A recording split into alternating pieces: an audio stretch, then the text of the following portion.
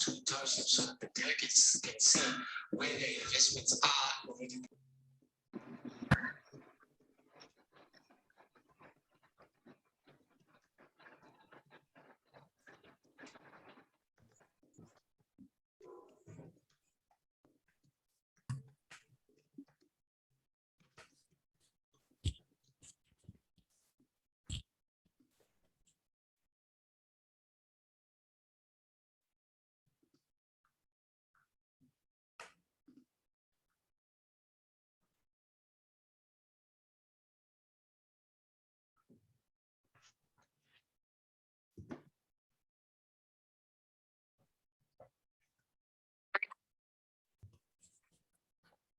Hello, everyone. We'll get started in just one moment. We're letting a few more people into the session today. Please be so kind to mute yourself upon entering if you haven't done so already. Thank you.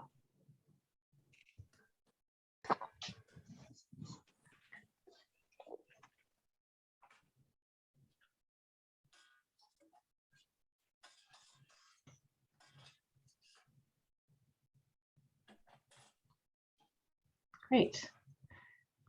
I think we'll get started. Good afternoon, good morning to you all, wherever you may be, and welcome to today's presentation of Archival Landscapes. Can you hear me fine? Thank you. Archival Landscapes is a seminar series of the International Archival Affairs section of the Society of American Archivists.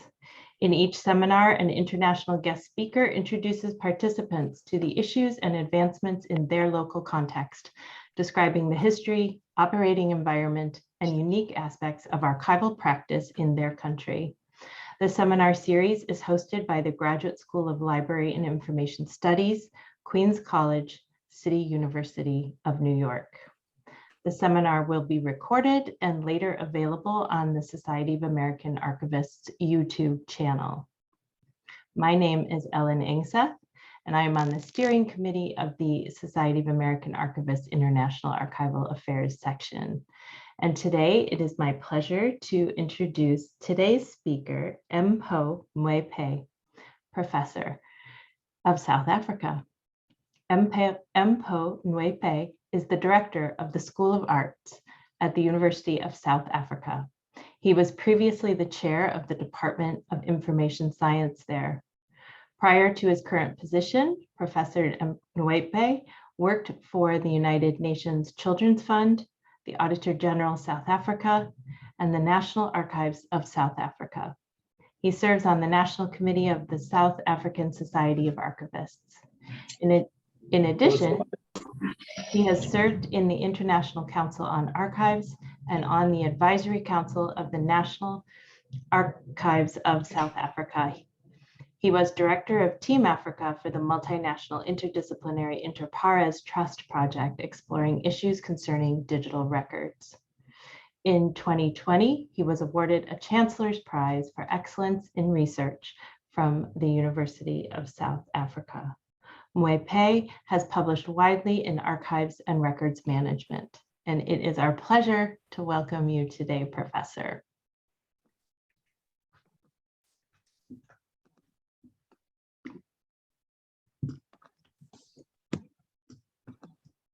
Thank you, Ellen, for your kind introduction, and good evening, colleagues and cousins, ladies and gentlemen. It is indeed even in this side of the world, as you can see that the lights on my slideshow are on. We are still in autumn, not spring, as reflected on my cover slide. And the beautiful picture you see is of the University of South Africa, which is situated on the summit of Mackleneck Hill. It is one of the recognizable landmark, or welcoming one for that matter, when you enter Pretoria from Johannesburg or from OR Tambo International Airport. This is where I am currently based. Maybe one day you will leave your mother's kitchen and be able to visit us. Ladies and gentlemen, I am both humbled and elevated by this honor and privilege afforded to me by the International Archival Affairs section of the Society of American Archivists to speak at this spring virtual seminar on archival landscape in South Africa. I am also grateful to James Lowry and the City University of New York. And ladies and gentlemen, to put things into perspective, I will kick off my presentation by giving you a historical account of archives in South Africa, its operating environment in terms of management and preservation of digital records, which leads to the education landscape in South Africa, the policy and legislative framework, and what it holds for the future. And that, ladies and gentlemen, it will be bringing me to the end of my presentation. Perhaps to understand the current archival landscape in South Africa and what it predicts for the future, it is necessary to provide a brief historical account. I will try to give an overview of over 500 years in less than 5 minutes. I have decided to start from the beginning, as this, I believe, will also lead us into the future. Most people consider the period before colonization of Africa as backward, barbaric, or even clean slate. Hence, the period is often referred to as prehistoric. And in this regard, we fail to realize that Africa's pattern was or is oral in nature. From settlement of disputes to storytelling, exchange of messages, and even announcements of births and deaths. You can even trace your genealogy through family praises. In this seminar, but I'm obviously not going to be able to just sit and watch it. But sorry, could you unmute yourself? Could you mute yourself, please? Thanks. And as you can see, before the arrival of Europeans in what is today known as South Africa, the natives had a way of writing, such as murals, rock art paintings, and oral tradition. And this is one example of such that were created even long before the European arrived in this side of the world. The rock art painting that you see there, it tells a very, very long story. But to cut the story short, it is about the people who were really emotional about their king, who was arrested by the Boers after the Malebo Boer War. And when they went back to Malebo, they painted these rock art paintings.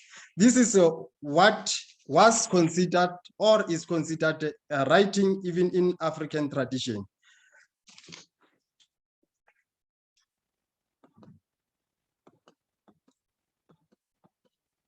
But going back, upon arrival of Europeans in the Cape, things changed. It was during colonization of the Cape by the Dutch East Indian Company, which ruled the Cape from 1652 to 1795, that traditional paper-based records became prevalent in what today is known as South Africa.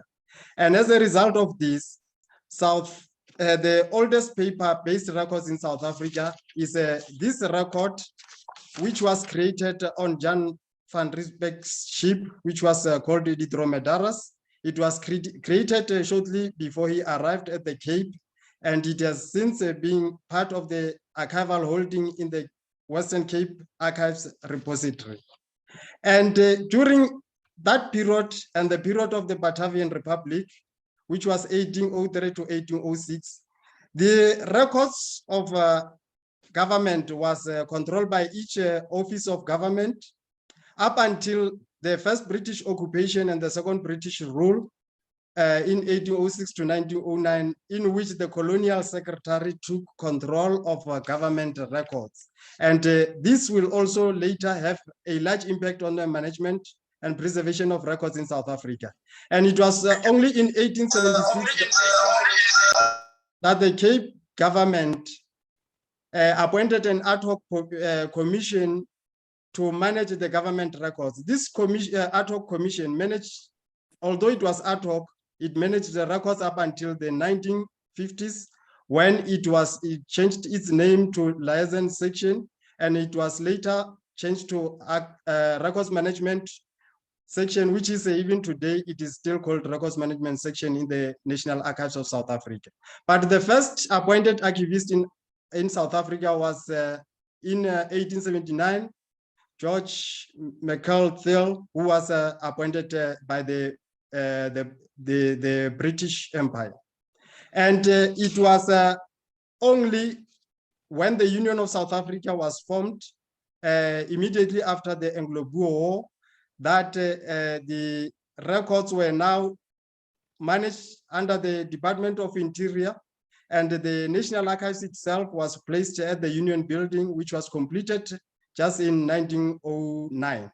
And it was in the basement of the Union Building. And the 4 provinces, all the records of the 4 provinces were managed through this National Archives. And the first Archives Act was passed in 1922, and coincidentally, it coincided with the Jenkinson Manual. It was short, brief, and to the point, with only 5 provisions. That one of appointing a chief archivist and acquiring documents of government, and also creating archives repositories, as well as providing access to records, and also the Archives Commission, which was responsible for the oversight mechanism of the records of the archives itself. But it was only in the 1960s when the wind of change swept through the African continent that things started to take another shape. And it was the British Prime Minister, Harold Macmillan, who gave the wind of change speech in Cape Town. And thereafter, when most of the countries in Africa were liberated or were decolonized, the Colonial Office issued an instruction for the disposal of and the classification or the disposal of records, and also indicating that all the colonial administration must not transfer certain types of records to the successor government. This led to the displaced archives in most of the countries because the British government took away all those records. And in South Africa, we all know that the apartheid government started governing as far back as 1948. And towards the last years of apartheid government, there was a conscious sanitation of government memory. For example, the process started in 1978 when all the classified records were routinely destroyed. And the then Prime Minister ordered the destruction of classified records of the police, the intelligence. And in 1988, the bulk of the classified records of the Southwest Africa, which is now called Namibia, were destroyed. And remember, Namibia was the colony of South Africa. And by 1990s, the process was coordinated and sanctioned by the cabinet. And for example, in 1991, the tape recordings of the meetings between Nelson Mandela and P.W. Botha were destroyed. And 1993, the cabinet approved guidelines for destruction of sensitive records. And when the new government of the ANC took over in 1994, by 1995, they put a moratorium on the destruction of records. But this moratorium, although they were keeping the destruction of records, it also created chaos because government departments started keeping everything, including the thermal papers, even the toilet papers to food, everything was kept. And the other problem was that because there was no culture of proper record keeping, there was also a problem with the records that left the shores of South Africa. For example, the Rivonia trial records, they ended up in the black market in the UK, but they were at the end around 98 or 2008, I can't remember, the records were returned to South Africa through the intervention of the Oppenheimer family and the Nelson Mandela Foundation. And Percy Uta's files, also Percy Uta was the prosecutor in the case where Mandela was sentenced for life. had also sold his records to Renthest Library. The records have since been microfilmed and returned to the National Archives. And also the Freedom Charter, for example, was sold in London by Leon Levy, who was the former president of the South African Congress of Trade Unions. And the Lily Sleafy Trust, which was together with the former UK ambassador to South Africa, bought the document and returned them to South Africa. And on the right, the example there is the example of a letter that was written by Mandela when he was in jail. And this letter was, it was when he was corresponding with the University of South Africa. And he wrote a letter to the lecturer. This letter, few years ago, it surfaced and it was sold on the market for 60,000. So those were some of the problems. But by 1996, the South African government adopted a new constitution. And in the new constitution, they promulgated the new Archival Act, which is the National Archives and Record Service of South Africa Act number 43 of 1996, which gives the National Archives power to manage records and also preserve records of archival value in South Africa. And together with the Schedule 5 of the Constitution, which established provincial archives. And this was done in the hope that the archives will be moved closer to the people. So this is the map of South Africa showing all the provinces and all the 9 provinces. And the archival system in South Africa is also, in my interpretation, based or related to what Jenkins called the archivist primary duty, which is to the record, and the archivist secondary duty, which is the user. And by saving the record, we serve the user. The primary duty to the record is for management of records, current records, and once you manage that records properly, it means the user will be able to access that record, and then that is secondary duty is fulfilled. So that mandate of the National Archives, it ties very well with those statements by Jenkins, because the mandate, it ensures the proper management of public records, which is the primary duty to the records, and preserving and making accessible South Africa's national archival heritage, which in this regard, I believe we're saving the user. So the system in South Africa, the archival system, it comprises of the National Archives and its subsidiary National Film, Video and Sound Archives, which is a subdirectorate within the National Archives, and the National Archives Advisory Council, which advises the minister on issues relating to archives, and the various provincial archive services and their advisory bodies. And what we always miss is the professional association, the South African Society of Archivists, which was established in 1959 by the State Archives, the then State Archives, which is the National Archives of South Africa. It was also part of the archival system. So this is one of the example of the building, the provincial archives. This is the Gauteng Provincial Archives Repository, the latest one. And the next one is the Northern Cape Provincial Archives. This one is the Free State Provincial Archives and the Northwest Provincial Archives. This one is Limpopo Provincial Archives and the Mpumalanga Provincial Archives. I couldn't get the pictures for other provincial archives, and all these provincial archives have also passed their own legislation, except the Northwest, which is still operating using the bill. But where the province doesn't have the bill, the National Archives Act kicks in. But we must take note that South Africa is not a federal state, although the provincial archives have their own legislation. So based on that mandate, with regard to the management of digital records, South African government has followed the international trends, and it passed the cabinet noted and adopted the policy on the open source software. And this policy was approved on 21st February 2007, and the program office for the implementation of the software was set up in the State Information Technology Agency to ensure the implementation. The policy actually has got 4 provisions. that the South African government will implement force, and that the government will migrate current proprietary software to force whenever the comparable software exists, and then that all the new software developed for or by the South African government will be based on open standards, and the South African government will encourage the use of open content and open standards. But unfortunately, in reality, all these provisions are not fully followed. But the National Archives and the State Information Technology Agency identified Alfresco as the most advanced force in terms of the management of digital records. And they started piloting this from 2008 at the Department of Science and Technology and 2012 at the State Information Technology Agency.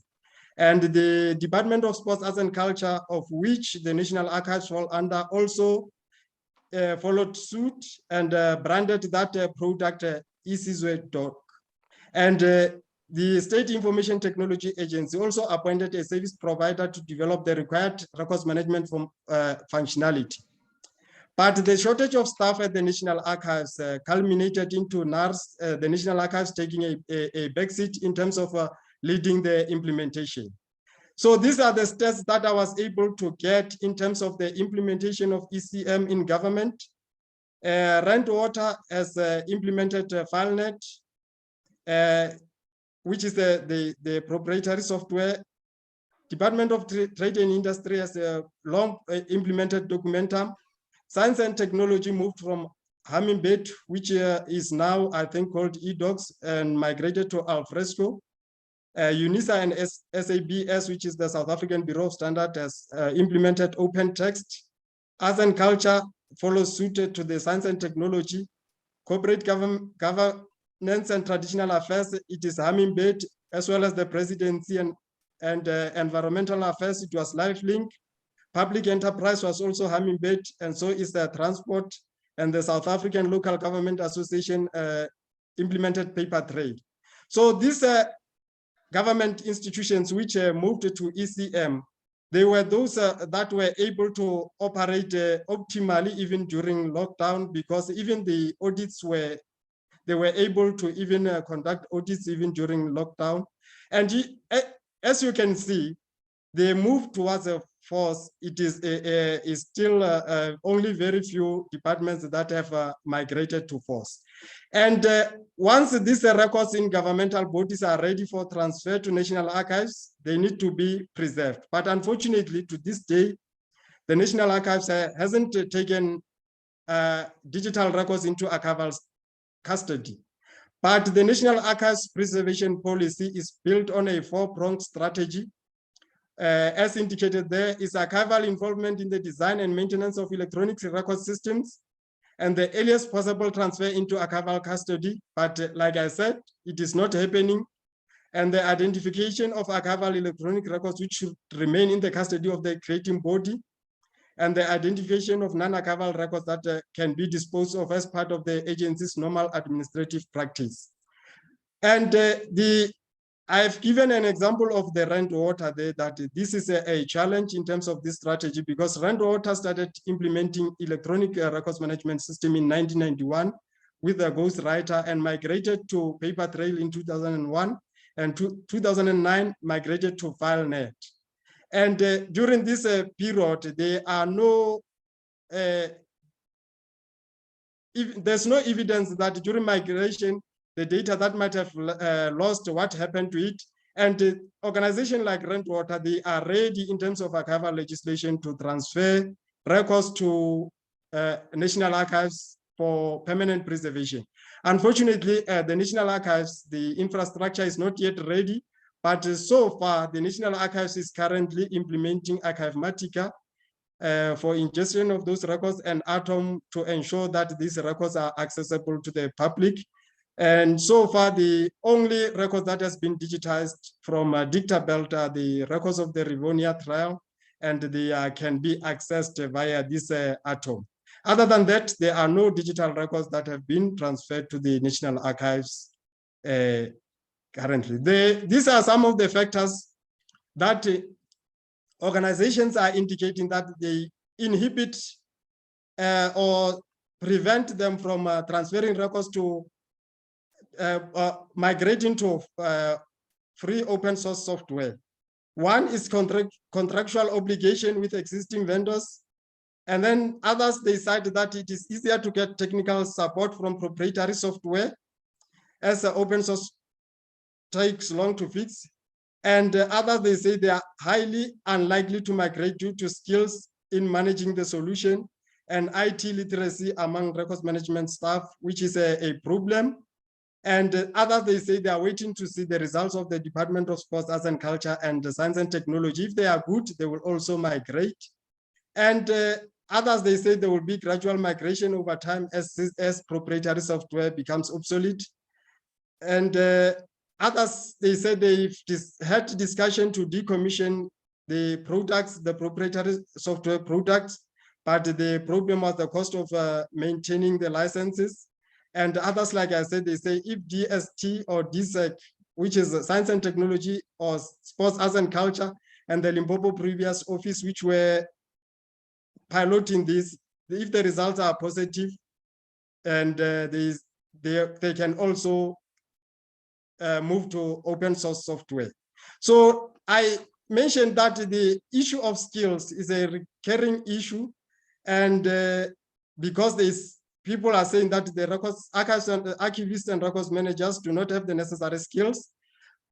And I thought it would be appropriate to also share the archives and records management education in South Africa, which started the idea of introducing the education in South Africa. The discussion started in the 1940s. And when the government put forward the idea, the universities didn't take it up. And it was only in the 1950s that the state archives, which is now the National Archives, took the challenge and designed a curriculum for the National Diploma in Archives and Records Management. The diploma was approved and it was offered at the National Archives. But in the 1980s, this diploma was moved to the then Technikon South Africa, which is now DOMET and has since merged with the University of South Africa, which began to develop the program into a distance learning. And the universities in South Africa started showing interest in archives and records management in the 1990s, with the University of UKZN in 1999 introducing the postgraduate diploma, and VETS short courses in 2000. And the University of South Africa also had some modules in their library and information qualification in 2000. And in 2004, the University of South Africa merged with the Technikon South Africa and continued to offer the program in archives and records management. So if you can see there, ever since then, the current landscape is that the University of KwaZulu-Natal is offering postgraduate diploma, which articulate to masters. And they also offer a PhD in archives and records management topic. And the University of Limpopo also has 1 or 2 modules in their BIM qualification. And they also have a master's wherein a student can choose an archives and records management topic. So is the University of Zululand. They also have 1 or few modules in their BIM degree. And the University of Cape Town introduced the honors in data curatorship and also masters in data curatorship. And the University of Johannesburg has got only 1 module in electronic records management. I must say that the university that has a comprehensive qualification in archives and records management currently is the University of South Africa with a higher certificate, which is used for accessing university qualification, more especially the bachelor degree. This is a higher certificate in archives and records management, and it articulates to BA in archives and records management. And they also have the short learning programs in archives and records management, postgraduate program, and honors and masters and PhD. So the content for this qualification is all this qualification that I was talking about is available on InterPARES website, which is the AF01 case study, which has comprehensively covered the archival offerings in Africa. So these are the 3 universities out of the 4 universities out of 26 universities in South Africa that at least offer a comprehensive qualification in archives and records management. UKZN at postgraduate level, diploma level, University of Cape Town at honors and masters, and University of Fort Hare at postgraduate level. And UNISA, you can see the number of modules that are offered are close to 20 in archives and records management. And I hope that they will add it to 30 in the near future. So the implications of what I've been saying from the historical background that I gave is that more especially with regard to the destruction of records, has had a severe impact on the social memory of South Africa. And the work of the TRC has suffered as a result of the wholesale destruction of records. And there is a debate among scholars that the TRC may have been wrong in some of its conclusions due to lack of documentation. And I'm saying that ultimately all South Africans have suffered the consequences in that the process of reconciliation and healing through a disclosure of the past has been deliberately curtailed. And one of the resulting consequences is that archives remain largely the domain of elites even now. And there is a call in South Africa that the situation needs to be transformed so that because the archival holdings do not reflect the diversity culture in South Africa, and most records also remain outside the public domain. They can only be accessed by few people.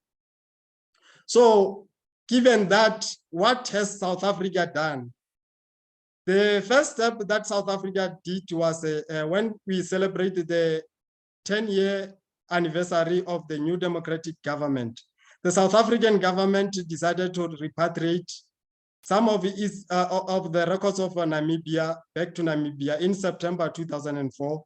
The records were sent to Windhoek. And archival records that relate to or come from Namibia, including materials of the administration of the former Southwest Africa, were repatriated, and records of the Walvis Bay magistrate were taken from the Cape Archives repository and sent to Namibia. And these records were approximately 1,500 linear meters, and the costs were covered by the South African government. And the security records were to be repatriated later. I don't know if this had happened, but I doubt. And all these records that were repatriated were filmed before they were returned to Namibia. South Africa has got a copy of these records that were repatriated. But a conversation with the Namibian colleagues revealed that there are still a lot of records at the Cape Archives repository that needs to be repatriated to Namibia. And as you may know, that Walvis Bay, all the records of Walvis Bay were housed at the Cape Town Archives repository. And then people who were born in Walvis Bay before 1989, before Namibia retained their independence, they hold a dual citizenship of South Africa and Namibia. And based on this discussion, what I see as the future is that in South Africa, counter archives are now emerging to bridge the gap created by colonialism, apartheid, and also perpetuated by the democratic government. I'm saying that perpetuated by the democratic government because I believe that there is elitism even in critical emancipator.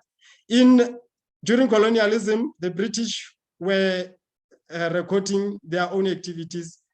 Apartheid, the Boers were recording their own activities. And even in the democratic government, only the elites are the ones that are recorded. Hence, I'm saying that there is elitism even in critical emancipator, and this issue is still continuing even in South Africa. So it also leads now to counter archives that I will dwell much on. And this future also manifests itself in the form of oral history. I won't dwell much on oral history, murals, and also rock art paintings. So why do these records matter? I'm saying that they matter because Africa's knowledge system should also contribute to the global system. And one of the things that I observe is that if in future the National Archives is unable to perform, its functions might be split into two. The archival preservation part might be moved to the National Heritage Council, which has got a heritage preservation mandate. And the record keeping part might be moved to the Auditor-General, which has got the capacity that they can, I'm not saying it will happen, but this is what I see in terms of the trend that if the National Archives doesn't perform that good, this might happen in future. And I'm talking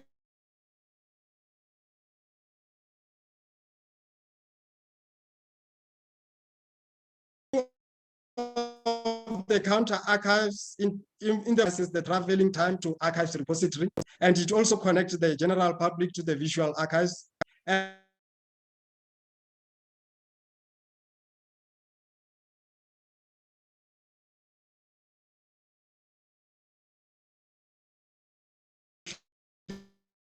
it's a conducive platform of awareness where people examples of the imaging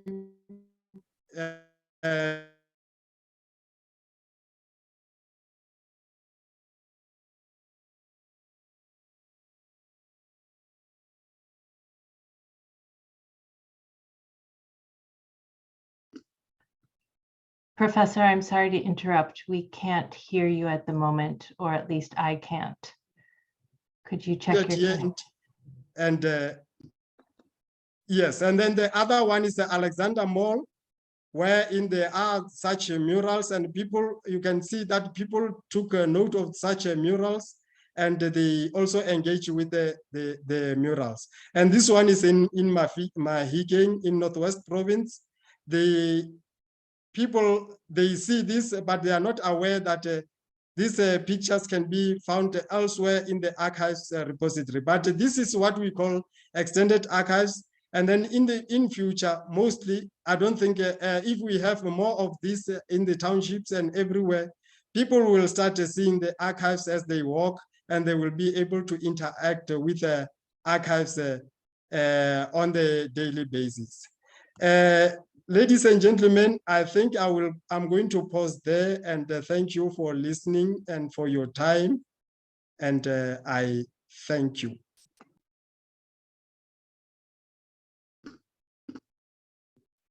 Thank you very much, Professor. That was very interesting. And I'm sorry that I interrupted there for a few minutes. My sound was poor, and I just wanted to see if we could remedy that. But I think we all got the points you were making regarding murals as what you called extended archives. Fascinating. That's a really interesting idea. Perhaps we could discuss that more. But right now, we'd like to open it up for broad discussion amongst us all. All participants are welcome to join us in conversation. You're welcome to offer a question in the chat function in writing, or feel free to unmute yourself. And if you're able to share video, that's wonderful too. And perhaps you'd like to stop sharing your screen. Thank you, Professor. So yes, does anyone have a question for Professor?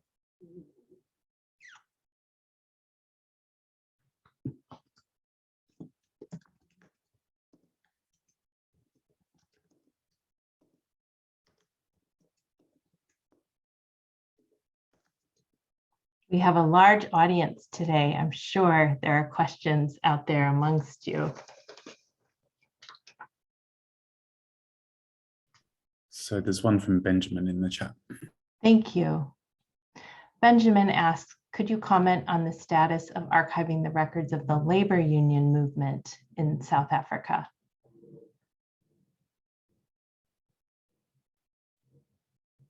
The labor union. The movement. The labor union or the liberation movement.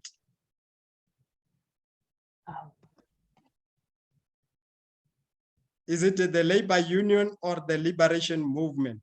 Oh, the labor union, I see.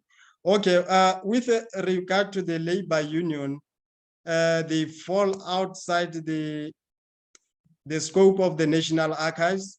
So they are regarded as the non-public records, and then it's the responsibility of the actual labor movement. But I must say that most organizations are not aware of the management, the importance of the management of records. They just manage them. Those that are not, which do not fall within the auspices of the National Archives Act, they just manage them when they need them. And when they don't need them, they just destroy them. So it's hard to get, to go to a particular organization and get some records. There are very few people who are aware that the importance, the value of records for historical purposes.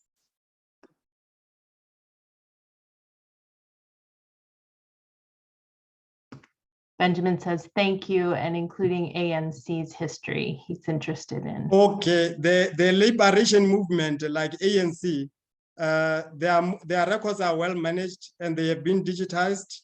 The first step that they took when the ANC was liberated was to repatriate, to get all the records that were in their missions where they were based. They were based all over the world. And after collecting those records, they hired archivists, they arranged and described them. And a few years ago, they, through the assistance of the MultiChoice, which is a broadcasting company, they digitized the records.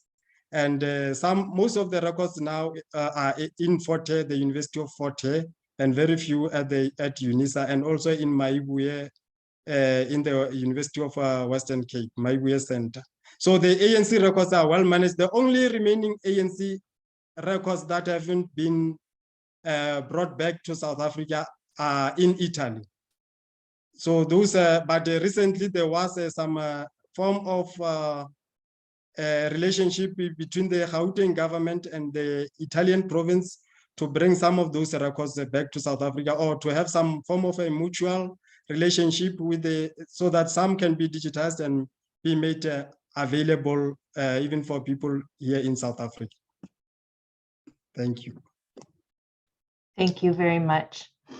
We have a raised hand. Meluli Masuku, would you like to unmute and join us? Thank you. Thank you, Ellen. Can you hear me? Yes. Okay, thank you. All right, thank you, Professor Mpho Ngoepe, for that well-researched presentation. It was quite insightful and informative. I have just a couple of questions arising from your presentation. All right, the first one pertains to the approach to the custodianship of records in South Africa, or archives in South Africa. As you were presenting, you indicated that the National Archives of South Africa is not yet in a position to take custody of electronic records or electronic content or electronic archives. You also mentioned quite a number of softwares that are being used by different government departments, ministries, etc., generally the public sector. Right, so what would you say is the approach to this? Is the National Archives of South Africa intending to let these records lie in the systems of the organizations or government departments that created them, in which case it becomes a distributed or shared responsibility approach? Or it is still going to make efforts to take custody of those records? What is the approach that the National Archives of South Africa has settled for? I know in terms of practicality for now, it may not have the capacity, but what is its official position? Is it intending to take custody of electronic content? And if so, is it going to cope given the mushrooming of different electronic systems that are being used by government departments out there? All right, that is the first one. And then the second one pertains to what you have just said about the archives of the ANC and others, of course. What is the position again of the government of South Africa? The ANC is not a government body, it is a political party. So if the Act only allows the National Archives of South Africa to collect from the public sector, why is it that the archives of the ANC are of so much interest to the National Archives? All right, and then the last one, if you may allow me to proceed, pertains to this Percy Utah issue. You said these files were microfilmed in the UK, I guess, if I heard you correctly. You said they were microfilmed and returned to the National Archives of South Africa. What did you retain as the National Archives of South Africa? Did you get copies of the microfilmed documents, or you got the original copies of those documents? Thank you. Thank you for the question. Let me start with the last one. Maybe say that the Percy Utah files, actually, I would say these ones were what I will call the working papers. In the audit language, we'll call it working papers. When you do audit, every evidence that you collect, you keep it in the file called working paper. But in the case of prosecution, it's the files that he was using preparing the case when he goes home at night. But in terms of the Act, those records were supposed to form part of the official records, but he kept them outside the official records. And then when he retired from government, he sold them. So those records were bought, they were not microfilmed. The ones that were microfilmed was the Namibians records that were in the custody of South Africa, and they were since transferred to the National Archives of Namibia, but not all the records. But the ones for Percy Utah, they were not microfilmed. The actual records were brought back. And with regard to the ANC, the National Archives does not have interest in the archives of the ANC. The Act, the ANC records are, in terms of the Act, are considered non-public records, but the Act does make provision for non-public records that it can be in terms of donations or other means. But the other thing is that then you can have a national register where in every records of significance to the nation can be cataloged and indicate where the people can access them. So that if people go to the National Archives doing research about somebody in the ANC, they can always refer to them to the ANC where they can get such records.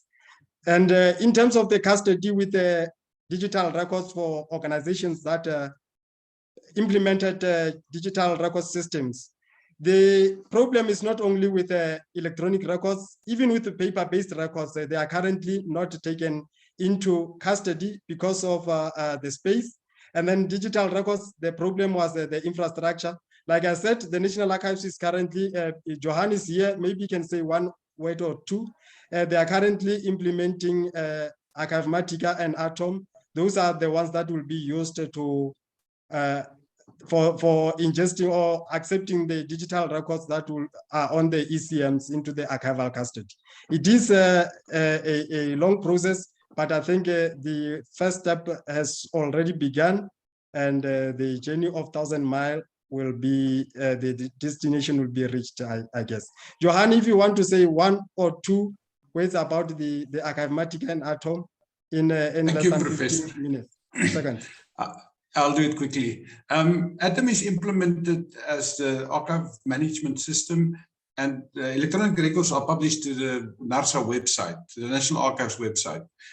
We have ingested the Percy Utah papers. There's actually the whole recording of the trial, the Rivonia trial is in there, so you can go listen on the website to the whole trial, as well as PDF records. We're busy importing the multi-party negotiation records. We've already imported the Codesto papers.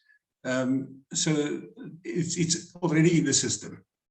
And all the provincial archives must take part in this. So records at this stage stays at the provincial archives, but they all participate in a centralized database where they will upload all their records, all the archival records, including digital content. Thank you.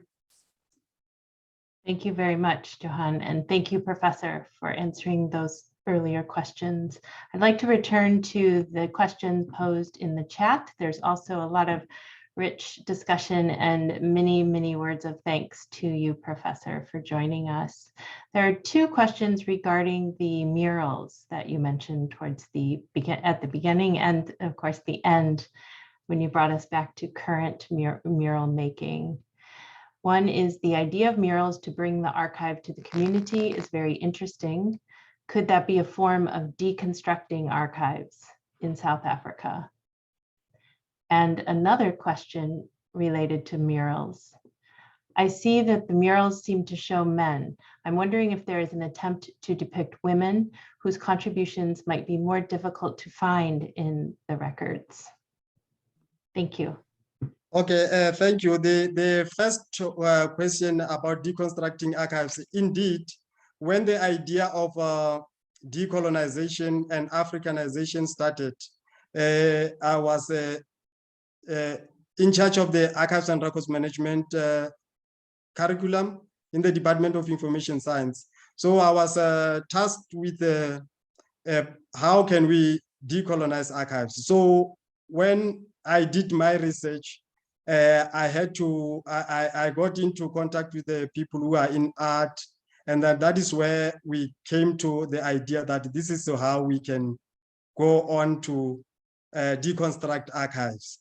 So we had done some research in that area. And indeed, it's a one way of deconstructing archives. I didn't want to talk about the oral tradition because it would have taken a long time. And the issue of depicting men than women is what I also said, that elitism in critical emancipatory still exists. As much as it was in the Western culture, it was that men were always in the forefront, even in the Bible, even in the African tradition is still the same.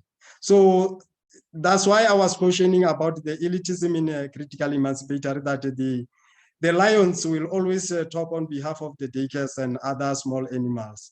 And it's always the case. But as we transform the archives, we should also include the muted voices, like those of the women. We also need to look into that of how do we include the muted voices. And in South Africa, at the Gauteng Provincial Archives, they are running an oral history program wherein they are focusing on sports memories. And in that sports memories, they're also focusing on sports heroes. And there is also a student who's started looking at the voices of women in archives. Thank you. Thank you very much. Interesting projects to look into. We have a question along with a thank you, Professor, for the wonderful presentation. What makes you distinct apart from other universities that you have mentioned? It is because we are at the University of South Africa. We are doing what we can in terms of archives and records management, considering that I just said it is the only university in South Africa that offers undergraduate qualification in archives and records management. And I also see Ilse here, who was previously the executive at the South African Broadcasting Authority. She always cried to me that other universities are not offering anything on audiovisual records. At least we have 3-4 modules on audiovisual records. So the question is, where are these people who are working at the National Film, Video and Sound Archives? Where do they get skills from? So those are what makes us exceptional, I would say. Thank you. Let's see. We have a question regarding archives and records that are in South Africa, yet they belong to other states is an issue. That's a comment. The question follows, is the South African government making efforts to repatriate all archives belonging to other states, especially those of neighboring countries like Zimbabwe, Botswana, etc.? Okay, like I said, some of the records to Namibia have been repatriated, and some also were sent to Zimbabwe. And I think those governments, if they can approach the South African government, surely there is willingness. The fact that they have repatriated some records, it means what they are saying when they're crying about the colonial office records, they are themselves practicing. So I think it is up to those governments to approach South Africa. I think they will. Because of the SADC treaties, they will be able to come to the agreement. Thank you. So we'll look forward to those agreements in the future. Another question in chat. Is there a team at the National Film and Video Foundation responsible for gathering oral history? I believe there is a lot that needs to be documented. Actually, there is a team at the national, in every repository, all the 9 repositories, including the National Film, Video and Sound Archives and the National Archives. There is a team for oral history, and there is a program for Oral History Association of South Africa that is run by the National Archives itself for recording those oral histories. It's just that the final product is the one that is needs to be made accessible to the people. But we do have some projects together with these colleagues to make sure that going forward, maybe even the issue of artificial intelligence is featured into ingesting those audio, the products of those oral history projects. But it's also a lot of information on that. Hence, I said I didn't want to speak about the oral history because it would take me another day. Perhaps that will lead us to yet another talk. Thank you so much. We have just a few moments. I think we've addressed all the questions in the chat. There are many thanks and some other comments and funny, so feel free to browse them in our final few moments here. Does anyone have one final question for the professor? Hand up. Yes, from Forget. Please join us, Forget. Thank you so very much, Professor and the moderator. It was indeed an insightful presentation. Just a quick one, as someone who is interested in issues of access, what would you say is the position of archival institutions in South Africa as information centers? Would you say people turn up to the archives whenever they're in need of information? I mean, from your experience, both as a researcher and as an archivist at some point.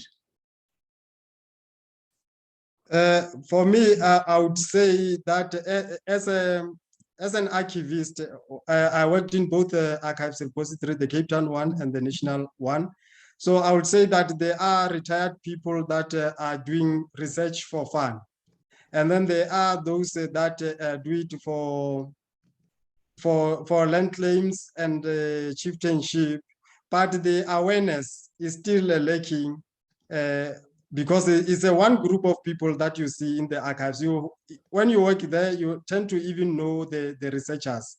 And I always say that at the end, when you say 300 people visited the archives, are you counting the one person every day that attended there? And so we should start doing head count, not only counting a person who comes every day, we count him every day. That sometimes is skew the statistics. So the level of interest is there, but among the people who benefit from the archives, because like I said, it doesn't, the holdings doesn't reflect the diversity. It's only reflecting the interest of few people. Hence, you always see those people, unless a person is a producer or is just a researcher, a student at the university doing history. Not even students of archival science go there. Hence, when we recalculated, we wanted to force them to also use the archival sources, because most of the time they don't use the archival science method. They don't even know how to use the archives because they use the social science research methods. So we, even in our curriculum, we try to force them to use the oral history methods and also the archival science methods so that they can also go and see from the archives. Thank you. Thank you. Perfect timing. And thank you to everyone for joining us, and especially to you, Professor, for this interesting, informative, and inspirational talk. Good day, everybody. We'll say goodbye now. Thank you. Bye. Bye-bye.